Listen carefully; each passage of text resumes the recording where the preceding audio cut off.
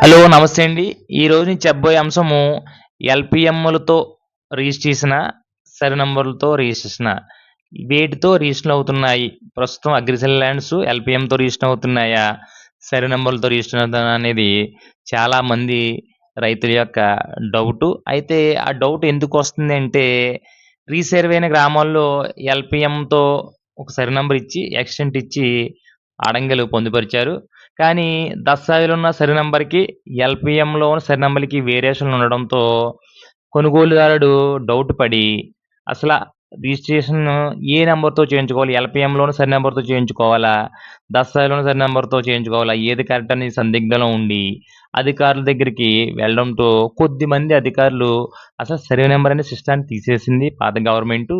ప్రస్తుతం ఎల్‌పీఎంలతోనే రిజిస్టర్ అవుతున్నాయని చెప్తున్నారు. అది అక్షరాల తప్పండి.